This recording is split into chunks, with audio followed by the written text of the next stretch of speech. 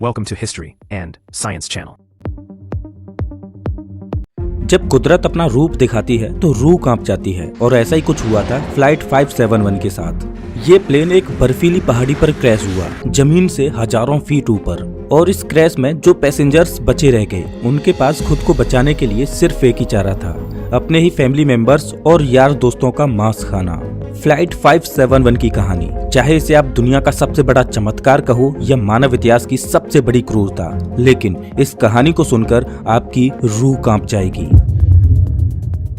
ये दिल दहला देने वाली कहानी शुरू होती है 12 अक्टूबर 1972 को।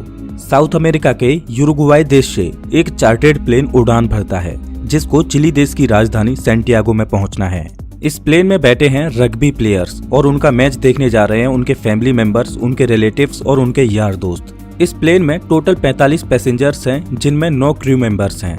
ये फ्लाइट 3 घंटों में अपनी डेस्टिनेशन पर पहुंच जाएगी, लेकिन रास्ते में इसको एंडीज की पर्वतमालाओं को पार करना होगा। लेकिन दुर्भाग्य से आगे चलकर मौसम खराब मिलता है। इस वजह से इस फ्लाइट को रास्ते में ही अर्जेंटीना के मेंडोजा शहर में लैंड कराया जाता है। ये फ्लाइट रात भर वहीं रुकती है और अगले दिन यानी 13 अक्टूबर को उड़ान भरने के लिए तैयार होती है। लेकिन परेशानी ये है कि अभी भी मौसम खराब है। लेकिन अच्छी बात यह है कि इस फ्लाइट का जो पायलट है वो इस रूट से पहले भी 29 बार उड़ान भर चुका है। इस वजह से उसे पूरा आइडिया है कि इन एंडीज की पहाड़ियों को कैसे पार करना है। पायलट के कॉन्फिडेंस की वजह से ये फ्लाइट 13 अक्टूबर को दोपहर के 2:18 पर फिर से उड़ान भरती है। यहाँ से सैंटियागो पहुँचने में सिर्फ 1 घंटे का रास्ता बचा है और पायलट को पूरा भरोसा है कि 1 घंटे के बाद वो सही सलामत सैंटियागो में पहुँच जाएंगे।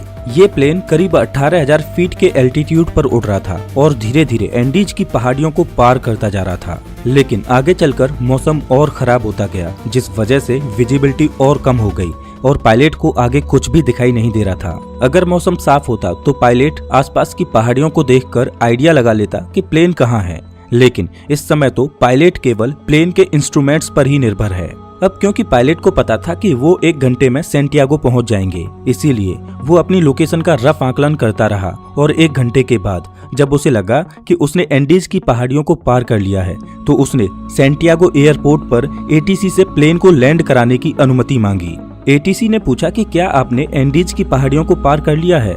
तो पायलट ने कहा कि हाँ, उन्होंने एंडीज की पहाड़ियों को पार कर लिया है। एटीसी भी पायलट द्वारा दी गई लोकेशन पर ही निर्भर थी, तो एटीसी ने प्लेन को लैंड कराने की परमिशन दे दी और पायलट से कहा कि आप प्लेन को 11,500 फीट के एल्टीट्यूड पर ले आओ। 3:21 पर पायलट प्लेन के एल्टीट्यूड को धीरे धीरे घटाने लगा। जैसे ही प्लेन नीचे आता है तो पायलट को दिखाई देता है कि अभी तो एंडीज की पहाड़ियां ही चल रही हैं और सामने एक बहुत बड़ी चट्टान है। जल्दी से पायलट प्लेन को फिर से ऊपर उठाने की कोशिश करते हैं, लेकिन अब बहुत देर हो चुकी थी। प्लेन को ऊपर उठाते उठाते प्लेन का पिछला हिस्सा पहाड़ी से टकरा जाता है और वो टूटकर अलग हो जाता है। प्लेन का पिछला हिस्सा खत्म होने की वजह से पीछे की जो सीटें थीं वो यात्रियों सहित हवा में उड़ जाती हैं और 3 पैसेंजर्स हवा में ही उड़कर खत्म हो जाते हैं। इस टकराव में प्लेन का राइट विंग भी टूट चुका था, जिस वजह से प्लेन डिसबैलेंस हो जाता है, जिस वजह से उसकी दूसरी विंग भी पहाड़ी से टकराती है और वो भी टूट जाती है। अब केवल प्लेन का फ्रंट पार्ट ही बचा था जो 350 किलोमीटर प्रति घंटे की रफ्तार से नीचे ग्लेशियर में टकराता है। प्लेन पूरी तरह से तहस नहस हो जाता है। प्लेन के पायलट तुरंत मारे जाते हैं। 45 में से 12 लोग इस घटना में मारे जा चुके हैं और 33 लोग अभी भी जिंदा हैं, लेकिन इनमें से ज्यादातर बहुत जख्मी हालत में हैं और उन्हें ये भी नहीं पता कि इस समय वो कहां पर हैं। ये क्रैश हुआ प्लेन जमीन से 3,570 मीटर की ऊंचाई पर एंडीज की किसी अनजान पहाड़ी पर बिखरा पड़ा है। क्या वो इस पहाड़ी से बचकर निकल पाएंगे या नहीं, ये कोई नहीं जानता। अभी तक जो हुआ वो तो महज एक छोटा सा ट्रेलर था। इस फ्लाइट की असली कहानी तो अब शुरू होगी। आप कल्पना भी नहीं कर सकते कि आगे चलकर इनके साथ क्या होने वाला है। ये वीरान एंडीज की पहाड़ियां अब इन पर कहर बनकर बरसने वाली हैं। इनकी आगे की स्टोरी जानकर आपके रूह तक कांप जाएगी।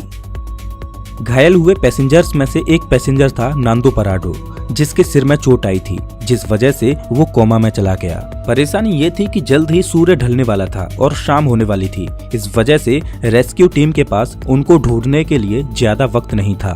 और बाई चांस अंधेरा होने से पहले उनको नहीं बचाया गया तो इस बर्फीली पहाड़ी पर रात गुजारना नामुमकिन होगा, क्योंकि यहाँ का तापमान रात में -30 डिग्री सेल्सियस तक पहुँच जाता है।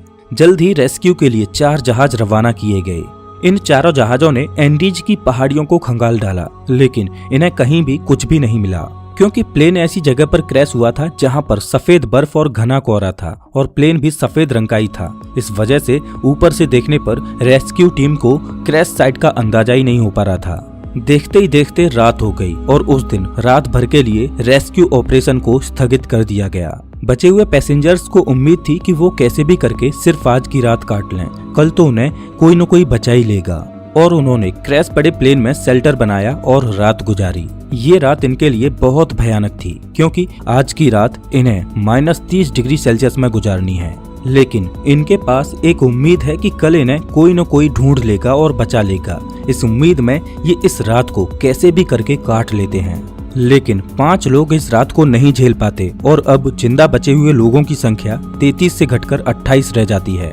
अगले दिन की सुबह 14 अक्टूबर को सर्च ऑपरेशन फिर से चालू किया जाता है और 11 जहाज इन्हें ढूंढने के लिए उड़ान भरते हैं। लेकिन परेशानी वही थी कि क्रैश हुआ प्लेन सफेद रंग की वजह से बर्फीली पहाड़ियों में नजर ही नहीं आ रहा था। बचाव दल के जहाज सर्वाइवर्स के ऊपर से उड़कर जा रहे थे, लेकिन उन्हें वो नीचे नजर ही नहीं आ रहे थे। इस वजह से सर्वाइवर्स ने बचाव दल को सिग्नल देने के लिए प्लेन के ऊपर लिपस्टिक से SOS लिखने की कोशिश की, लेकिन उन्हें रियलाइज हुआ कि इतना बड़ा SOS लिखने के लिए लिपस्टिक काफी नहीं थी। इस वजह से उन्होंने अपने सूटकेसेज से बर्फ पर एक बड़ा सा क्रॉस बना दिया, ताकि वो आसमान से बचाव दल को साफ साफ दिखाई दे सके। उस दिन इनके ऊपर से 3 हवाई जहाज निकल कर गए, लेकिन अफसोस कि किसी ने भी इनको नोटिस नहीं किया और ये दिन भी गुजर जाता है। अगला दिन यानी 15 अक्टूबर, उस दिन भी कुछ ऐसा ही हाल रहता है, लेकिन बचाव दल इन्हें ढूंढने में असमर्थ रहता है। अब इन सर्वाइवर्स को समझ आ चुका था कि ये बहुत बुरे फंस चुके हैं। मदद कब तक आएगी ये कहा नहीं जा सकता। इस वजह से वो प्लेन में मौजूद चीजों से सर्वाइवल की तकनीक बनाने लगे। धूप में बर्फ को पिघलाकर वो बूंद बूंद करके पानी की व्यवस्था तो कर ले रहे थे, लेकिन खाने के लिए उनके पास ज्यादा कोई ऑप्शन नहीं थे। क्रैश के 3 दिन बाद यानी 16 अक्टूबर को नांदो पराडो कोमा से जाग उठता है और जैसे ही उसे होश आता है तो उसे पता चलता है कि इस क्रैश में उसकी मां खत्म हो चुकी है और उसकी 19 साल की बहन गंभीर रूप से घायल है। दिन प्रतिदिन गुजरता जा रहा है, मदद मिल नहीं पा रही। प्लेन में जो खाना था वो भी खत्म हो चुका है। सूरज की रोशनी बर्फ से रिफ्लेक्ट होकर इनकी आंखों को डैमेज कर रही है। भूख, प्यास और असहनीय ठंडी को सहते सहते अब इन्हें इस पहाड़ी पर 8 दिन गुजर चुके थे। रेस्क्यू प्लेन आते और इनके ऊपर से निकल जाते। क्रैश के 8 दिन बाद नांदो पराडो की बहन भी जीवन की लड़ाई को हार जाती है और अपना दम तोड़ देती है। और उधर 8 दिनों के बाद सर्च अभियान को रोक दिया जाता है, क्योंकि अक्टूबर के महीने में वहां पर बहुत ज्यादा बर्फ पड़ती है। इस वजह से सर्च अभियान को 2 महीनों के लिए स्थगित कर दिया जाता है। ऑफिशियल्स को ये लगा कि इन 8 दिनों में सारे यात्री मारे जा चुके होंगे। इस वजह से उनकी मुर्दा बॉडीज को 2 महीने के बाद खोजकर उनके घर वालों को भिजवा दिया जाएगा। इधर सर्वाइवर्स को प्लेन के मलबे में एक रेडियो मिला। जब सर्वाइवर्स ने रेडियो को ऑन किया तो उसमें उन्हीं की न्यूज ब्रॉडकास्ट हो रही थी कि फ्लाइट 571 के सर्च ऑपरेशन को अब बंद कर दिया गया है। इस न्यूज ने सर्वाइवर्स के होश उड़ा दिए। अभी तक तो उनको अपने खोजे जाने की एक उम्मीद थी, लेकिन वो अब रेडियो पर अपने ही मरने की खबर सुन रहे थे। अपने खोजे जाने की एक उम्मीद की किरण थी, वो भी टूट चुकी है। अब उनको पता है कि यहाँ पर मौत निश्चित है। अब या तो परिस्थितियों को अपने ऊपर हावी होने दो या उनका डटकर सामना करो। उन्होंने प्लेन की सीटों को फाड़कर उसकी रुई को अपने कपड़ों में भरकर ठंड से बचने की कोशिश की। सीट कवर्स को पैरों में लपेटकर बर्फ में चलने के लिए जूते बनाए। सबसे बड़ी दिक्कत खाने की थी। अब जिंदा रहने के लिए इनके पास सिर्फ एक ही ऑप्शन था, वो करना जो इतिहास में कभी भी किसी ने नहीं किया, जिसके बारे में सोचकर ही रूह कांप जाए। इन्होंने बर्फ में पड़ी अपने फैमिली मेंबर्स, रिलेटिव्स और जिनके साथ वो कभी खेले कूदे उन यार दोस्तों की मुर्दा बॉडीज को खाने का फैसला किया। हालांकि ये फैसला लेना उनके लिए बिल्कुल भी आसान नहीं था। एक एक करके दिन गुजरता जा रहा था। इनके पास खुद को बचाने के लिए कोई भी प्लान नहीं था। वो रात को ठंड से बचने के लिए टूटे पड़े प्लेन के अंदर ही सोते। लेकिन क्रैश के 16 दिन बाद यानी 29 अक्टूबर को कुदरत ने इनको एक और झटका दिया। वो रात में सो रहे थे और अचानक उन्हें पता चलता है कि पहाड़ से बर्फ का एक मोटा हिस्सा टूटकर नीचे गिर रहा है। ये एवलांच इतनी जोर से आया कि भारी मात्रा में मौजूद बर्फ ने उनके टूटे प्लेन को अपनी चपेट में ले लिया। उनका प्लेन बर्फ के नीचे दब चुका था और प्लेन के अंदर भी बर्फ घुस चुकी थी, जिस वजह से उनके लिए ऑक्सीजन की कमी हो गई और दम घुटने की वजह से 8 और लोग अपनी दम तोड़ देते हैं और अब केवल 19 लोग ही जिंदा बचे हैं, लेकिन वो भी बर्फ के नीचे दबे हैं। इस बर्फ से बाहर निकलने में इन लोगों को 3 दिनों का समय लग जाता है। अब इन्हें रियलाइज हो जाता है कि यहाँ रहेंगे तो एक एक करके सब लोग मारे जाएंगे। इससे अच्छा है कि इस पहाड़ी से बाहर निकलकर मदद ढूंढने की कोशिश की जाए। उन लोगों में ज्यादातर सभी जख्मी हालत में थे, इस वजह से वो इस पहाड़ी को पार करने में सक्षम नहीं थे। लेकिन 3 लोग ऐसे थे जो कम चोटिल थे, इस वजह से उन तीनों ने इस पहाड़ी से बाहर निकलकर मदद लाने का फैसला किया। उन्होंने रास्ते के लिए मांस के टुकड़े अपने साथ लिए और उनको ठंड से बचने के लिए सबसे मोटे कपड़े दिए गए।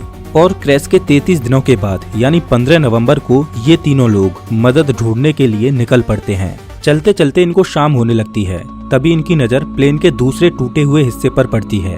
प्लेन का जो पिछला हिस्सा टूटकर अलग हो गया था, उन्हें वो दिखाई देता है। जब वो उस मलबे के पास जाते हैं तो उन्हें उसमें खाने के लिए बहुत कुछ मिलता है। आज की रात उन्होंने इसी में गुजारने का फैसला किया। पिछले कुछ दिनों में आज की ये रात उनके लिए अच्छी रही। प्लेन के उस पिछले भाग में उन्हें एक बैटरी मिली। उन्होंने सोचा क्यों ना इस बैटरी को प्लेन के मेन बॉडी के पास ले जाया जाए और उसमें लगी कम्युनिकेशन डिवाइस को चालू करके मदद बुलाई जाए।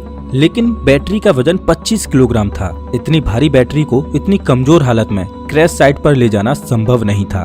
फिर उन्होंने सोचा कि प्लेन की मेन बॉडी से उस कम्युनिकेशन डिवाइस को ही निकाल कर इस बैटरी के पास लाया जाए और उसे चालू किया जाए, जिसकी मदद से वो बचाव दल को बुला सकें। कुछ दिनों तक इन्होंने इसे चालू करने की कोशिश की, लेकिन इन्हें सफलता नहीं मिली और क्रैश के 59 दिनों बाद यानी 11 दिसंबर को एक और एवलांच आता है, जिसमें 3 और सर्वाइवर्स मारे जाते हैं, जिसके बाद जिंदा बचे लोगों की संख्या केवल 16 रह जाती है। और अब ये तीनों नौजवान कैनेसा, पराडो और विजिंटेन बिना किसी गियर के ग्लेशियर पर चढ़ाई करने के लिए निकल पड़ते हैं।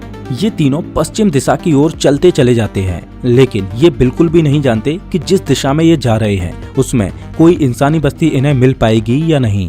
उनको बस ये लग रहा था कि उनको इस सामने वाली पहाड़ी को पार करना है और उन्हें मदद मिल जाएगी, और उन्हें उम्मीद थी कि वो 3 दिनों में इस पहाड़ी को पार कर लेंगे। इसीलिए उन्होंने अपने साथ में सिर्फ 3 दिनों के लिए ही मीट की सप्लाई रखी। इन्होंने धागे से सिलकर एक स्लीपिंग बैग बनाया था, तो ये दिन भर बिना किसी गियर के पहाड़ पर चढ़ते और रात में एक ही स्लीपिंग बैग में तीनों चिपक कर सोते। खुले में बिना किसी सुविधा के -30 डिग्री सेल्सियस में रात गुजारना कोई आसान बात नहीं थी। चलते चलते इन्हें चौथे दिन की सुबह हो चुकी थी, लेकिन अच्छी बात ये थी कि वो अब उस पहाड़ी की चोटी पर पहुंच चुके थे। जैसे ही ये पहाड़ की चोटी पर पहुंचे तो इनके पैरों तले जमीन निकल गई, क्योंकि पहाड़ पर चढ़कर इन्हें पता चला कि वो इतने दिनों से जिस दिशा में चल रहे थे वो गलत दिशा थी। आगे रास्ता खत्म ही नहीं होता। अब क्योंकि उनके पास खाने की सप्लाई बहुत कम थी, इस वजह से उन्होंने फैसला किया कि उनमें से एक बंदा क्रैश साइट पर वापस चला जाएगा और 2 लोग आगे जाएंगे। इस वजह से विजिंटन वापस लौट जाता है और पराडो और कनेसा आगे बढ़ते रहते हैं। उस पहाड़ की चोटी पर चढ़ने के बाद इनको सही रास्ते का अनुमान हो जाता है और ये दोनों कई दिनों तक आगे बढ़ते रहते हैं और कुछ दिनों के बाद इन्हें नदी की एक छोटी सी धारा मिलती है। वो उस धारा के साथ साथ नीचे चलते रहते हैं और लगातार 9 दिनों तक चलने के बाद 20 दिसंबर को नदी के दूसरे किनारे पर इन्हें 3 लोग दिखाई देते हैं। ये चलते चलते बहुत थक चुके थे। पिछले 9 दिनों में इन्होंने पहाड़ पर 61 किलोमीटर की हाइकिंग की थी और अब मंजिल इनके सामने थी। इन्होंने उनसे मदद की गुहार लगाई, लेकिन वो लोग टुमारो बोलकर चले गए। उस दिन उन्हें कोई मदद नहीं मिल पाई, लेकिन अगले ही दिन वो विलेजर फिर से वापस आया और एक पत्थर में कागज और पेन लपेटकर नदी के दूसरे किनारे पर फेंका। नांदो पराडो ने पेन और कागज को उठाकर जो भी घटना घटी थी उसके बारे में सब कुछ लिख दिया। जब उस विलेजर ने उस पेपर को पढ़ा तो वो सब कुछ समझ गया, क्योंकि उसे पता था कि इन पहाड़ियों में कुछ दिन पहले प्लेन क्रैश हुआ था और उस एरिया में भी पूछताछ के लिए लोग आए थे। लेकिन वो हैरान था कि ये लोग अभी तक जिंदा कैसे बचे हैं। वो विलेजर जल्द से जल्द शहर गया और आर्मी कमांड के साथ इस इन्फॉर्मेशन को साझा किया और जल्द ही चिली की एयरफोर्स इन्हें रेस्क्यू करने के लिए पहुंचती है। आर्मी ऑफिसर्स पराडो और कनेसा को हेलीकॉप्टर में बिठाकर क्रैश साइट पर पहुंचते हैं और 22 दिसंबर 1972 को क्रैश के 70 दिनों के बाद बचे हुए सर्वाइवर्स को रेस्क्यू किया जाता है। इन लोगों की हालत बहुत ज्यादा खराब थी। इस क्रैश के बाद टोटल 16 लोग ही सरवाइव कर पाते हैं। इनकी ये कहानी सच में दिल दहला देने वाली कहानी थी। लेकिन इससे भी खतरनाक सर्वाइवल की कहानी है एक ऐसे व्यक्ति की जो 438 दिनों तक गहरे समुद्र में फंसा रहा। बीच पैसिफिक ओशियन में एक छोटी सी नाव उसका घर थी, खुला आसमान जिसके नीचे उसे दोपहर की तेज धूप और रात की ठंडी को सहना था। एक अकेला व्यक्ति वीरान समुद्र में 438 दिन यानी 14.5 महीनों तक अकेला मदद की आस लगाए भटकता रहा। इस व्यक्ति की सर्वाइवल की कहानी आपको सच में हैरान कर देगी। इस कहानी को आप स्क्रीन पर दिख रही इस वीडियो में देख सकते हो। मैं आपको वहीं मिलता हूँ।